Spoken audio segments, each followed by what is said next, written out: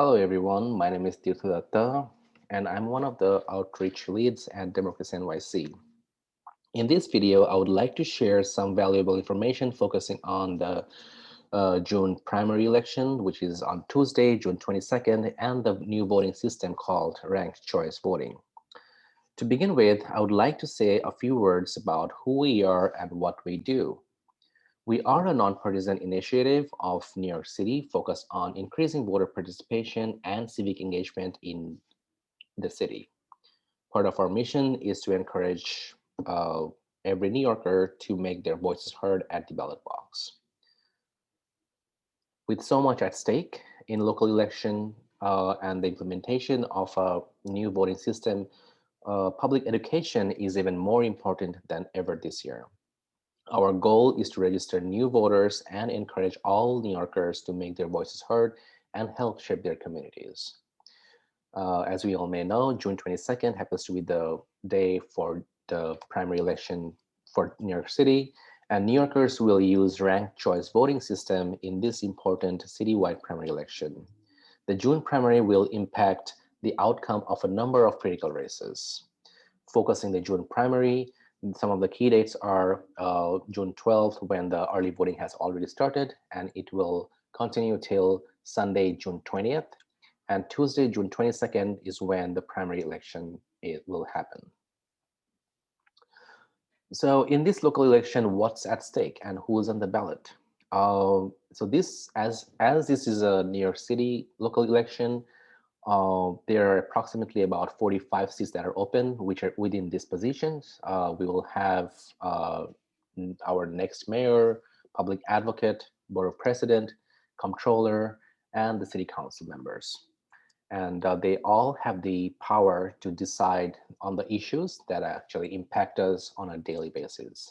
Issues such as affordable housing, support for small businesses, access to healthcare, well-funded schools, jobs, food access, anything that you may think of which impact us on a daily basis. All these positions have the power to decide for the next 4 to 8 years for the New York City communities. We also have new voting system called ranked choice voting. So what is ranked choice voting?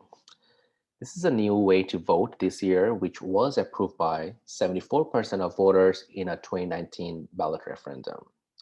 In this system, instead of choosing just one candidate, which is the traditional way of voting, you may now rank your vote for up to 5 candidates. Ranked choice voting will be used in special elections and primaries for New York City offices only. That being said, primary elections that will have ranked choice voting are for mayor, public advocate, comptroller, board of president, and city council. And the primary elections that will not have ranked choice voting are for president, governor, Congress, state legislature, and district attorney. So what's so different about ranked choice voting? In this system, there will be no more runoffs for mayor, comptroller, or public advocate. In order to win an election, a candidate must receive overall majority of votes. Candidates may need broad coalitions of voters to win.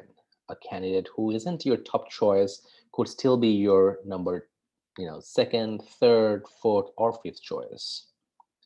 And this is how a ballot looks like in a ranked choice voting system. On top, you will see the name of the office, and underneath that, you will see on the left side, you will see the name of the candidates, and on the right hand side is the area to rank the candidates. So how to rank the candidates? But before that, I want to mention that if you would like to see how your ballot would look like, you can actually simply go to this website, and if you input your address, it will show how the ballot looks like based on your district and where you live. So let's have a look at how the ballot works. First, fill in the bubble for your first choice candidate as under number one. Like for instance, in this example, let's say a voter has a first choice and that they have inputted candidate B as their first choice. And then if you have a second choice, fill in the bubble for that a candidate under two. Like in this example, let's say a voter has a second choice and they chose candidate C as their second choice, and they have filled the bubble on under 2 basically. Like this, you can choose your third choice, fourth choice, and you can go up to fifth choice. One thing to know is basically you may rank up to 5 candidates. That doesn't mean you have to rank 5 candidates. You can also rank fewer than 5 candidates as well. So to make sure your ballot is filled properly, please fill in only one bubble per column. For instance, this ballot is invalid.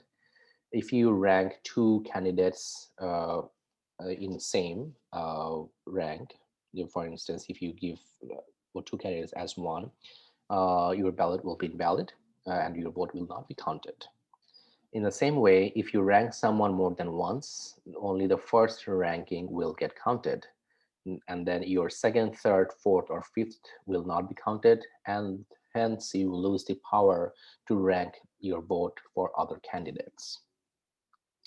So please always make sure here is the way to actually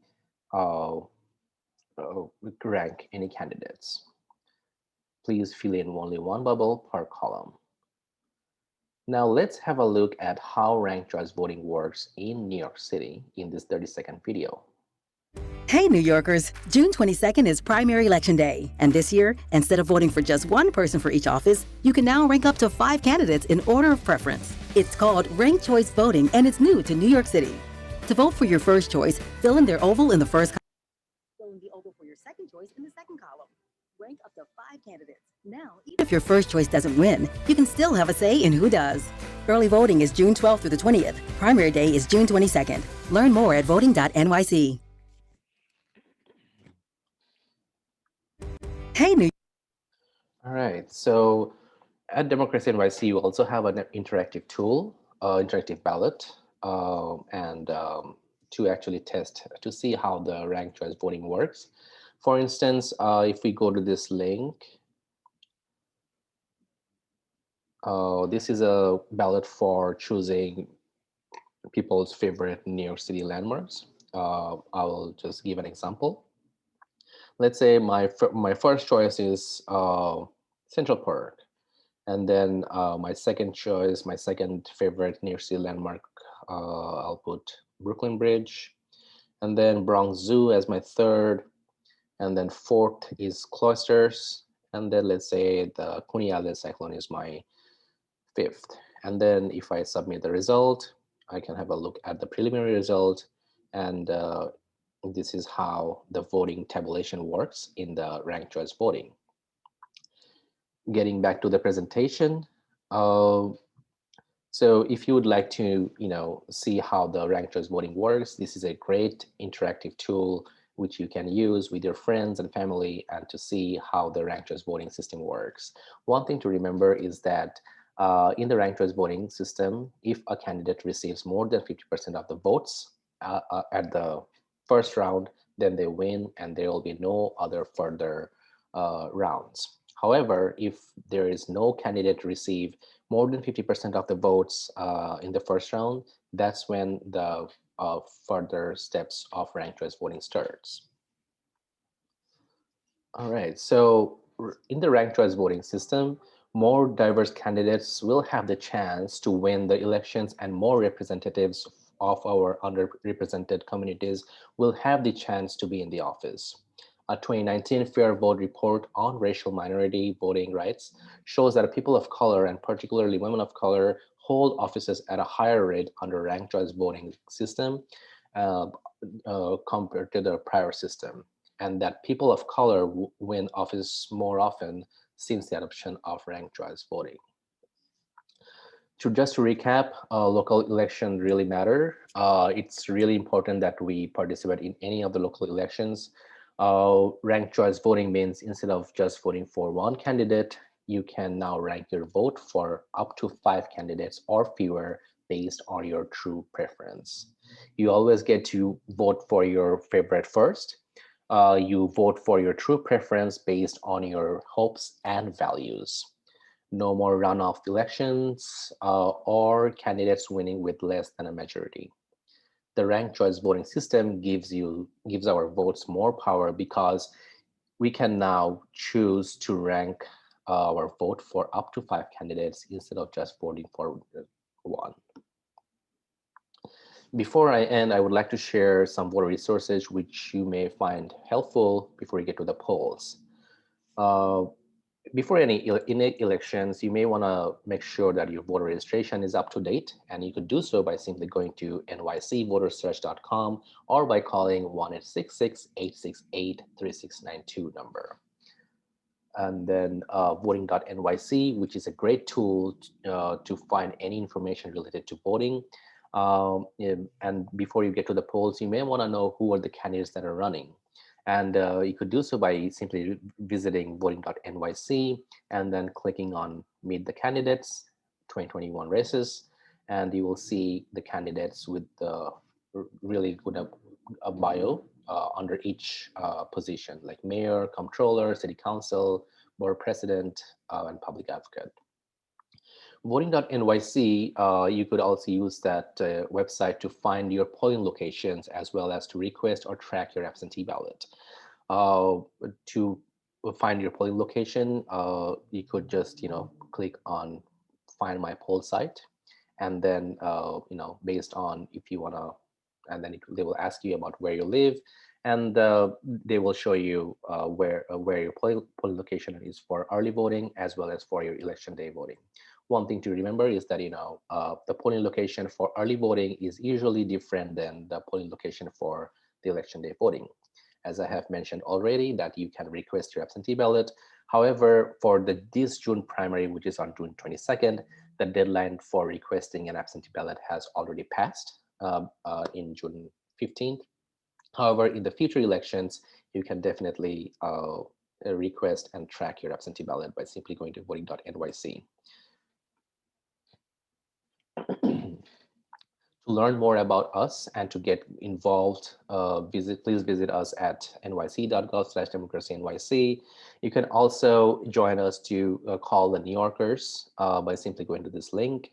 Also help us make sure every New Yorker understands how to vote by posting on your social medias and about ranked choice voting and the June primary. Lastly, you can also tell a friend about what you have learned today. I would like to end by saying that